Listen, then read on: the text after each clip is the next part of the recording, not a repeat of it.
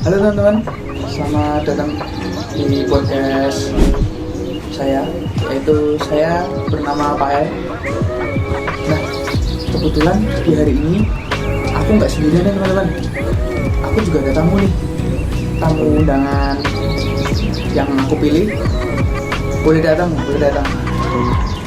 Nah, Halo Mas, halo. Kenalin dulu dirimu. aku tadi sekelas sama Pak El dan kali ini kita bakal bahas apa ini Bang? Nah, sebelumnya kita tuh satu sekolah teman-teman di SMA Polisi itu juga ya. Dan langsung aja, sebenarnya kita langsung topik bahas tentang lingkungan, lebih tepatnya sampah.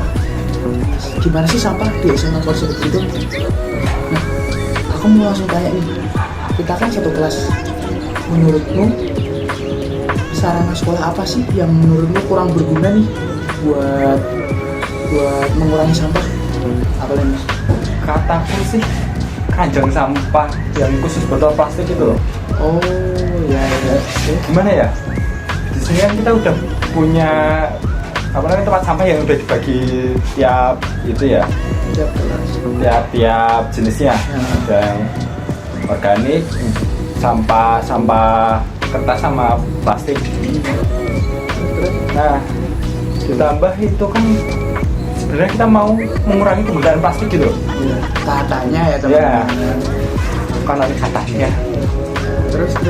Nah, tapi kan kalau ada tempat yang dimana kita bisa dengan bebas membuang sampah plastik, kan malah justru nggak apa-apa lah kita pakai plastik. Kan ada tempatnya gitu kan. Ya, Orang kan kayak gitu loh pasti. pasti memikir juga kalau bahwa adanya tempat apa itu namanya tadi, Keranjang. keranjang sampah tadi, yang terutama buat yang plastik, botol plastik ya. Nah itu kan berarti dengan ada yang menyediakan, mungkin orang bisa berpikir bahwa nggak apa gitu kita pakai plastik terus menerus gitu, karena ada cara yang lebih efektif. Mungkin pemikiran orang seperti itu ya. Nah terus gimana lagi nih? Yang jadi masalah tuh nggak cuma itu doang. Masalah pengelolaan sampah plastik di IJB ini belum bagus. Ya bisa dibilang belum bagus ya. Jadi buat apa kamu misalnya tuh kalau ujung-ujungnya ya nggak terolah gitu loh. Ya. Pertama, kayak yang aku tahu, kebanyakan botol-botol gitu kayaknya dijual ke pengkulaknya. Ya. Yang masih bagus-bagus tuh dijual. Padahal rencananya kan itu ya. Dulu awal masuk ini kan aku denger itu JP mau zero waste, nggak boleh ada sampah yang keluar dari JP. Ya. Ya kalau dijual ya kita nggak tahu tuh sampah jadi apa ntar di luar sana setelah dijual. Mungkin dengan adanya kayak gitu bisa lebih apa ya, bisa dibilang ya, bisa lebih bijak lagi gitu ya, lebih berpikir lebih dalam gitu dengan adanya pembuatan apa itu tadi, keranjang sampah plastik kayak gitu kita bisa menjadikan pro kontranya teman-teman.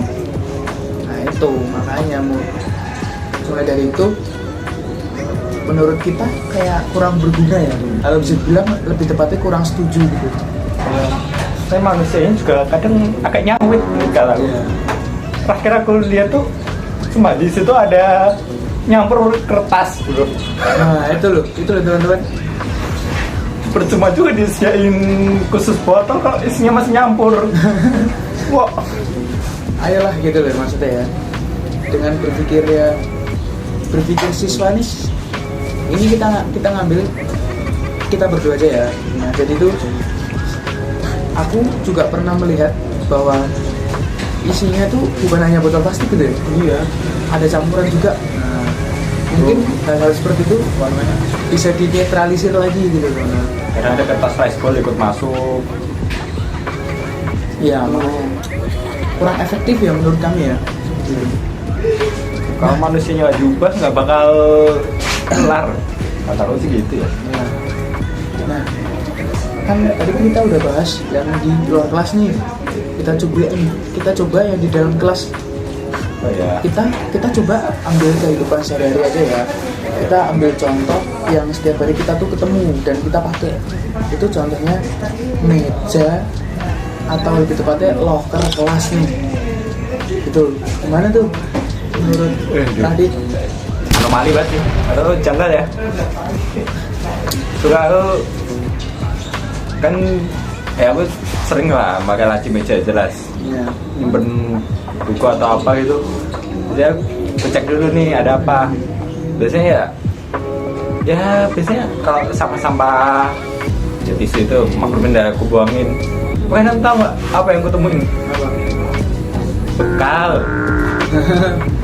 Yo, itu yang dari kantin itu suka ditinggal tuh dalam itu. Pernah tahu? Tolong dong buangin, enggak kuat aku buangin. Ya, terus apa? Apa lagi ya anomalinya? Mungkin kan Kertas ulangan tuh pada nggak mau dibawa pulang. iya. Wah ini nggak mau maknya tahu ini nilainya jelek apa gimana nih? Terus ini ya, mungkin kan aku kan dulu aku bukan dulu sih, waktu itu aku juga pernah ngeliat ini kan aku kan waktu itu pulang sekolah nih, pulang agak terakhir, otomatis kan ketemu mas-mas yang bersihin kelas tuh. Nah, aku lihat tuh bahwa tumpuan-tumpuan sampah bisa dibilang tuh ada kertas, bahkan ada tipek teman-teman. Nah, tuh konyol dan lucunya itu tuh di sini teman-teman. Siswa itu kan menggunakan tipek hampir setiap hari ya, bahkan kegunaan itu penting juga gitu buat menunjang belajar kita. Bisa-bisa lupa teman-teman ada di locker. Seharusnya barang apa yang kita gunakan itu harusnya kan ingat gitu loh ya. Dan udah pasti teringat juga karena setiap hari kita menggunakan gitu. Menurutku sih meja-meja locker kayak gitu tuh tempat yang paling kotor ya menurutku.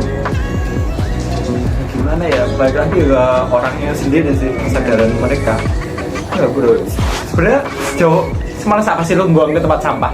Dari kelas kita ke tempat sampah cuma berapa meter gitu. Hal-hal kayak gitu sih, hal-hal kecil yang sebenarnya kalau ditumpuk bisa merugikan teman-teman dan menambah jumlah sampah juga gitu ya. Menurut Radit gimana nih yang tentang di sampah-sampah yang ada di meja locker? Ganggu banget, apalagi buat yang piket di harinya Ya mungkin harus sampai tapket langsung kucekin semua itu laci sampai leher pegel sendiri sumpah. karena ngecek satu-satu gitu ya. Dan hal kayak gitu juga bakal merepotkan yang bersih juga gitu ya. Iya, kan sebenarnya ya kita tiap kelas sudah ada jadwal piket ya, budget sama yang piket ya bersih gitu kan. Iya. Jadi pasti sama RT juga dicek lagi. Nih teman-teman nih, buat teman-teman yang nonton juga nih, tolong banget ya teman-teman kesadarannya teman-teman tentang sampah-sampah yang ada di SMA College Hidup itu, terutama kelas ya teman-teman. Karena kelas itu kan setiap hari kita pakai nih, terus setiap hari kita juga ada di situ. Masa nggak risih sih gitu loh kalian sama keadaan yang kotor kayak gitu kan, juga nggak nyaman juga toh kalau banyak yang kotor. Bayangin kalau semisal nggak ada mas-mas yang ngebersihin ya, gimana coba? Kadang aja setelah hari itu kelewatan sama RT-nya, sama rumah tangga kelewatan bersih juga nggak ada. Kan mulai dari situ kita bantu pelan-pelan ya. Iya. Kayak setiap pulang sekolah berusaha mengecek yang ada di dalam locker kita masing-masing gitu teman-teman. Nah sekarang kita mau lanjut bahas apa lagi nih?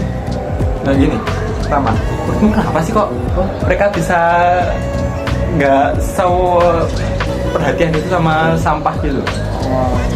Kalau menurutku ya itu mungkin dari diri kita sendiri, karena lingkungannya yang tidak mendukung bahwa kita tuh harus peduli tentang sampah hal-hal kecil gitu loh. Sehingga ketika kita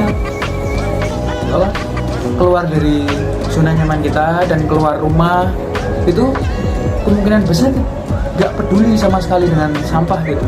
Karena di rumah aja terkadang kalau ada barang berserakan juga yaudah dibiarin gitu ya.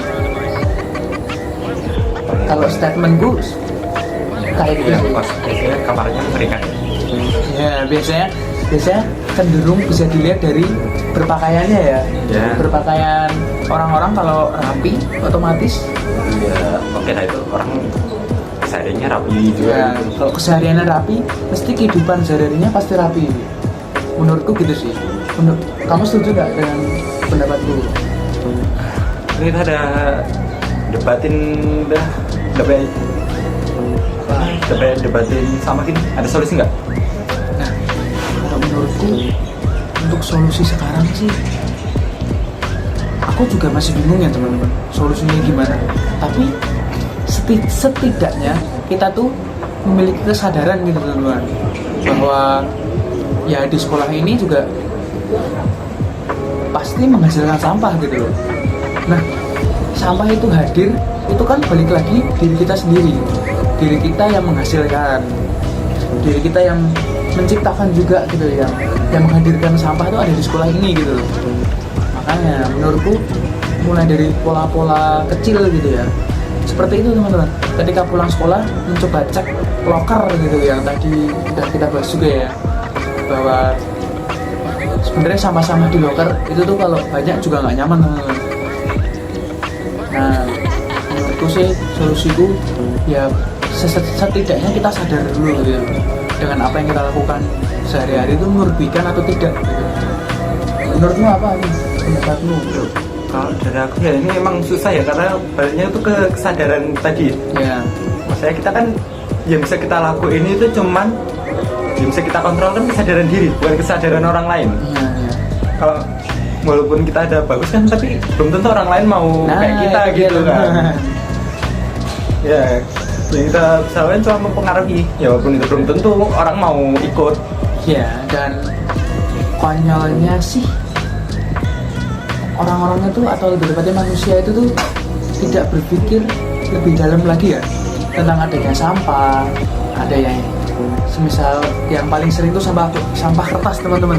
Nah, konyolnya lagi itu tuh ketika siswa tidak membawa buku nih gitu. Teman kita nggak, semisal teman kita nggak bawa buku nih, nah itu kan biasanya nyopek kertas paling tengah tuh. Ya, Ketika dibuat hitung-hitungan dan nggak digunain, itu hanya dilipet, digulung aja, masukin aja. habis itu masukin laci. Kalau ingat ya dibuang.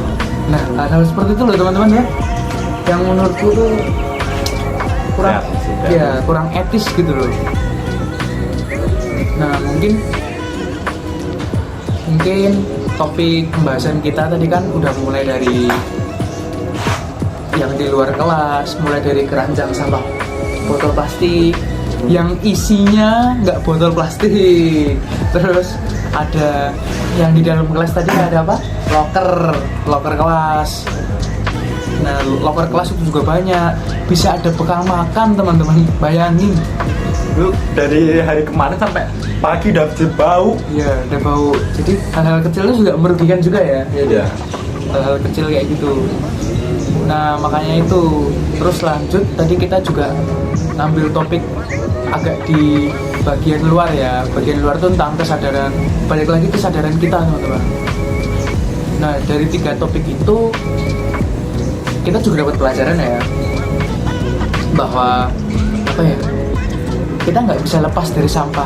Oke, gitu loh, kita terima, tapi setidaknya kita tuh sadar sama apa yang kita lakukan gitu, merugikan buat jangka panjang atau tidak. Ya mungkin kalau statementku seperti itu ya. Nah, aku mau dengar nih statement terakhir, pendapat terakhir dari bintang tamu kita siang hari ini nih, Mbak Radit. Satu aja sih ya, kalau semisal fasilitas sekolah nggak bisa ngatasin masalah, mending nggak usah diadain. Nah, Buang anggaran bro, nah itu loh. mending anggaran pakai yang lain kayak buat itu apa namanya, gebukin otaknya satu-satu biar bener dikit. Mungkin kesadaran kita juga lain balik lagi ya. Iya.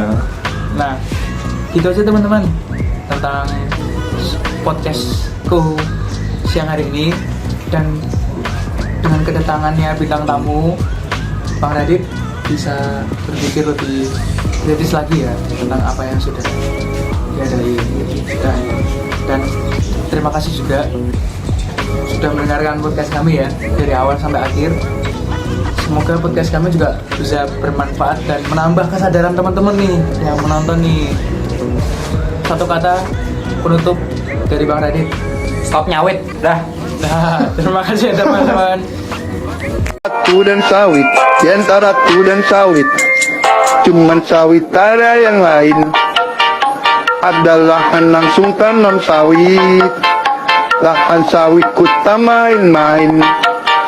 Walau antaiku yang pasti rutin, awalnya ku cuma cobain, tapi ku ketagihan ku tanam sawit sampai ke hutan-hutan. Hidup Jokowi!